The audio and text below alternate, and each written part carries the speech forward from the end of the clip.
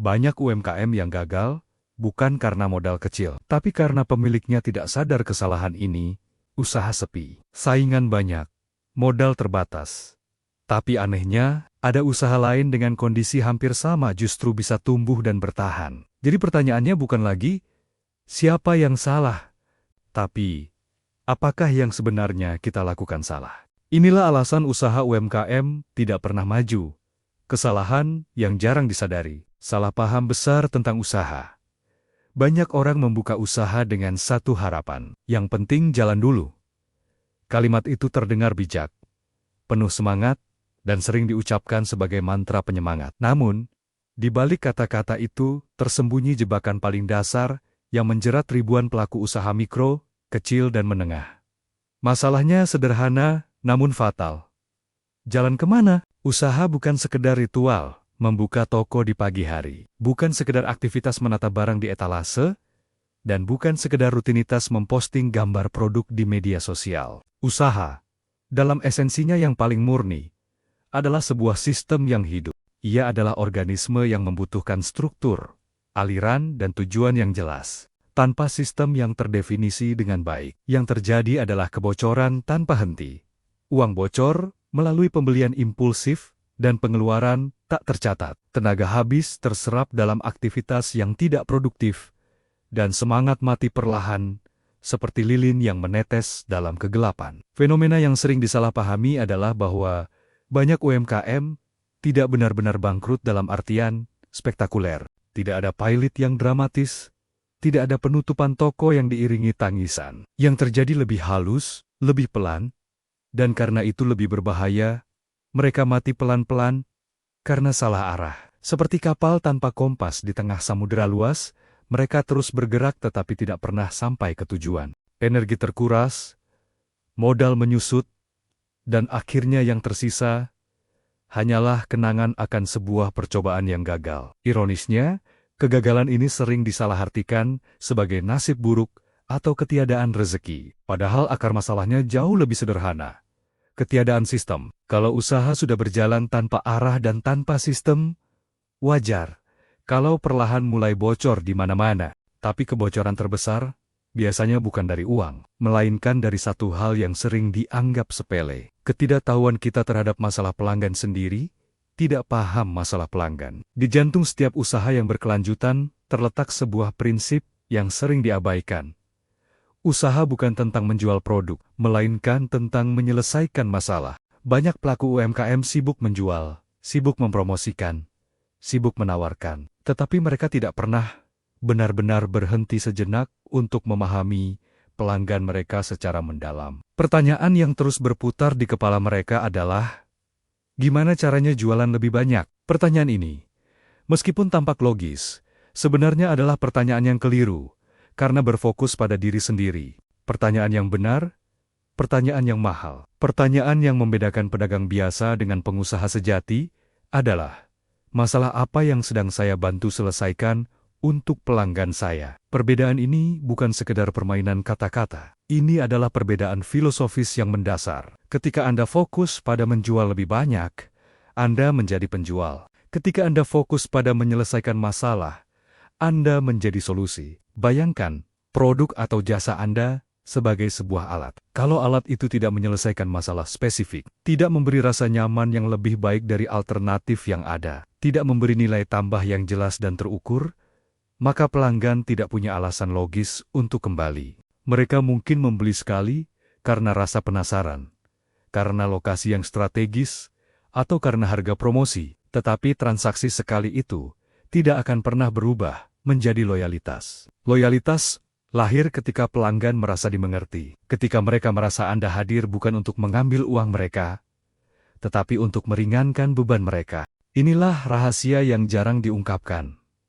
Pelanggan tidak membeli produk, mereka membeli perbaikan dalam hidup mereka. Mereka membeli waktu yang dihemat, stres yang dikurangi, kebahagiaan yang ditambahkan, atau status yang ditingkatkan. UMKM yang memahami ini tidak lagi sekedar berjualan. Mereka menjadi mitra dalam perjalanan pelanggan mereka. Dan dalam hubungan kemitraan, harga seringkali menjadi pertimbangan kedua. Ketika pelaku usaha tidak benar-benar memahami masalah pelanggan, penjualan jadi tidak stabil. Saat penjualan tidak stabil, muncul tekanan keuangan, dan di titik inilah kesalahan berikutnya biasanya terjadi. Uang usaha mulai dicampur dengan kehidupan pribadi.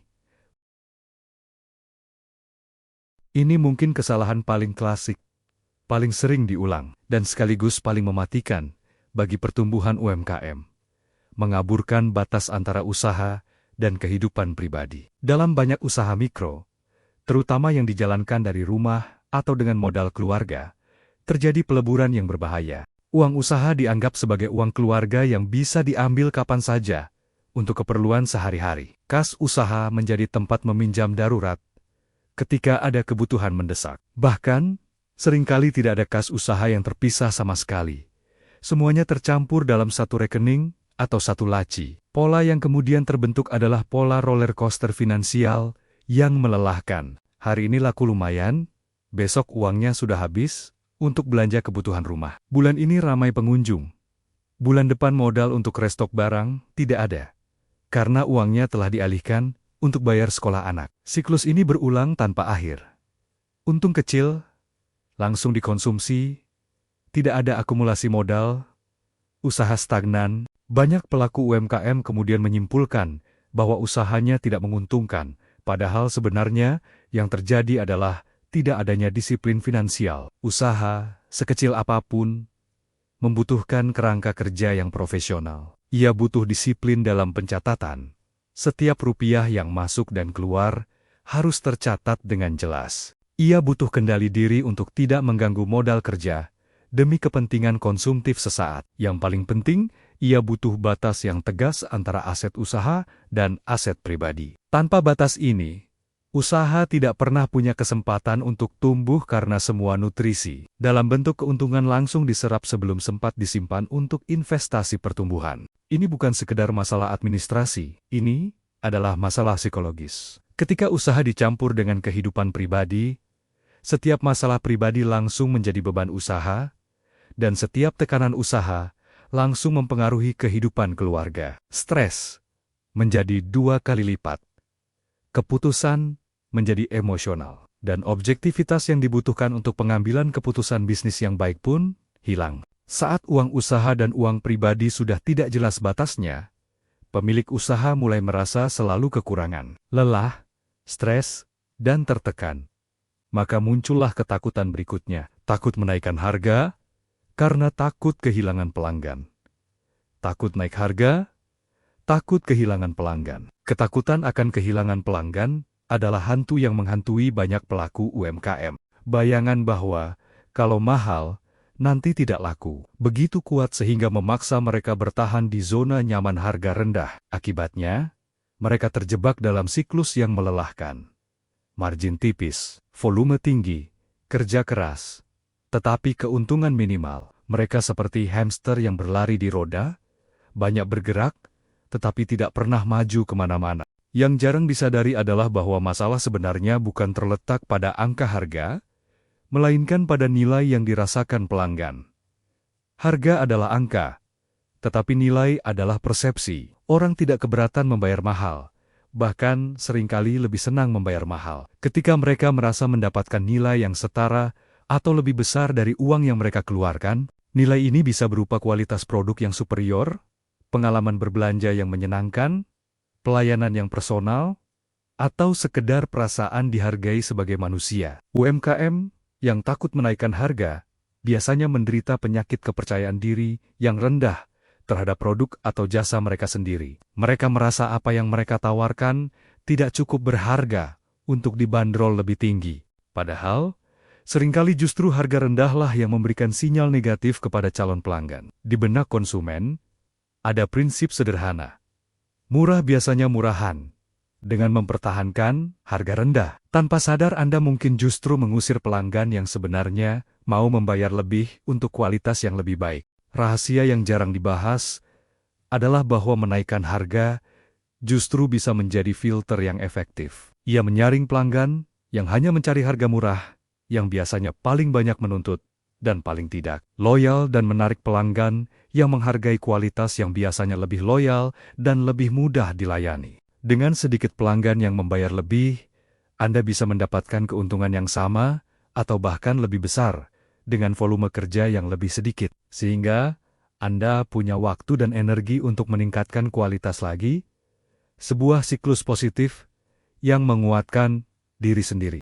Masalahnya, harga rendah tidak otomatis menyelamatkan usaha, justru seringkali membuat kerja semakin berat dan hasil tetap kecil. Tapi anehnya, banyak pelaku UMKM tetap bertahan dengan cara yang sama, karena satu kebiasaan fatal menjalankan usaha tanpa data, hanya mengandalkan perasaan.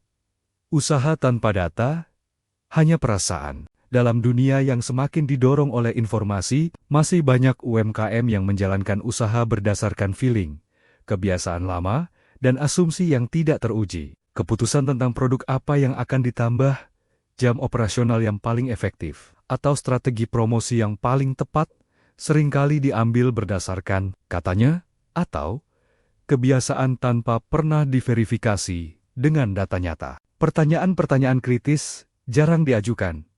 Produk mana yang sebenarnya paling laku dan paling menguntungkan? Jam berapa toko benar-benar ramai, sehingga penjaga toko harus berada di pos terbaiknya? Dari mana sebenarnya pelanggan datang?